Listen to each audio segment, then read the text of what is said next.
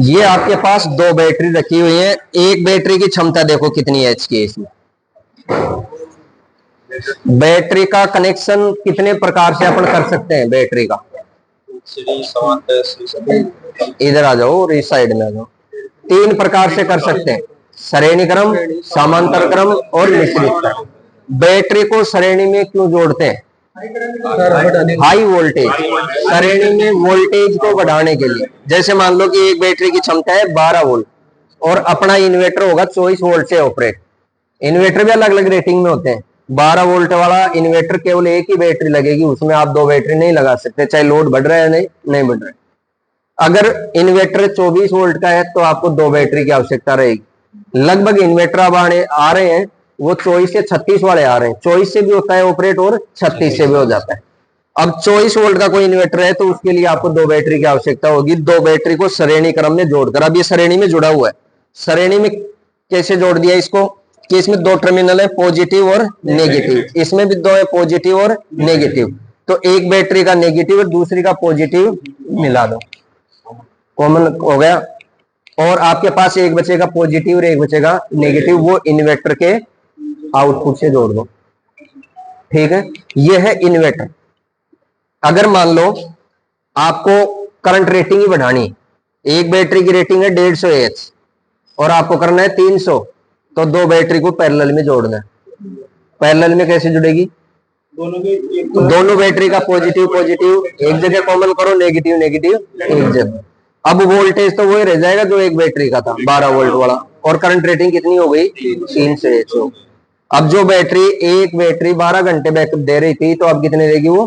24 घंटे देती। इस इन्वर्टर का मुख्य तौर पर काम क्या है? इन्वर्टर किसे कहते हैं पहले तो ये बताओ।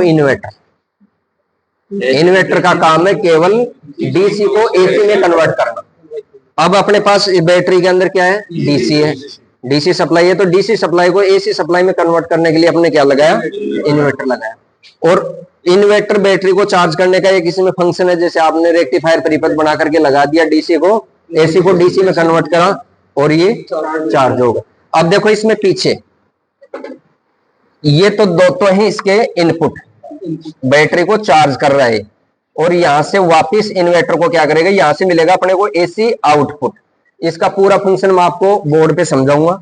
तो यहां आपको क्या मिलेगा? आउटपुट पॉइंट एसी मिलेगी। यहां से ये दो वायर आ रहे हैं, बैटरी से कनेक्ट करना है। ठीक है, हमने एसी सप्लाई दी इन्वर्टर को, तो इन्वर्टर के अंदर एक बाईपास मोड भी होता है। मान लो कि सप्लाई आ रही है तो बैटरी को चार्ज भी कर रहा है और बाईपास सप्लाई आपके सर्किट को भी दे रहा है। अगर लाइट ऑफ हो गई तो क्या करेगा? बैटरी से सप्लाई लेकर के डीसी को एसी में कन्वर्ट करके सप्लाई देगा। ठीक है ना। कई बार आप कनेक्शन में देखते हो कि लाइट आए तब भी जलना चाहिए, लाइट जाए तो भी ओपन जलना चाहिए। कुछ ऐसा फंक्शन होता है कि आपने लाइट ऑफ हो गई तो आपके दो ही उपकरण चल रहे हैं और बाकी बंद हो गए, तो इन्वर्टर से दो ही उपकरण कनेक्ट हैं आपके। कई बार तो कंप्लीट ही कर देते हैं अपन। अब कई दिमाग में ये आता है कि सर इसमें तो इन्वर्टर से तो हमने एक ही तार लिया था और सप्लाई दो तार से अपने उपकरण ऑपरेट होता है। तो उपकरण न्यूट्रल तो सारे समान ही है, इन्वर्टर के पास भी न्यूट्रल आ रहा है और वो वायरिंग में न्यूट्रल एक जगह ही जा रहा है। और फेज यहां से ले लिए, क्यों? फेज ही तो ऑफ हुआ, तो फेज हमने क्या किया? इन्वर्टर से ले लिया। अब मैं इसका सर्किट आपको पूरा बताऊंगा, इन्वर्टर से लेकर बैटरी, बैटरी से लेकर घर का कनेक्शन तक। पहले आपको सर्किट डायग्राम समझाऊंगा, उसके बाद में आप इन्वर्टर बैटरी का कनेक्शन करो। सिंगल का कर लो या डबल का कर लो। सिंगल डबल का मतलब क्या होता है कि आपको बैकअप ज्यादा लेना है तो। ठीक है, 12 वोल्ट का इन्वर्टर है तो आप एक ही बैटरी काम में, 24 का तो दो बैटरी ले लो, 36 का तो 3 ले लो काम में। क्यों दिक्कत को नहीं ना, एक ले इसको, एक बैटरी का इन्वर्टर बहुत है ना। तो पहले मैं सर्किट समझाऊं आपको कैसे क्या कनेक्शन होता है ना। बैठो बैठो बोर्ड पे।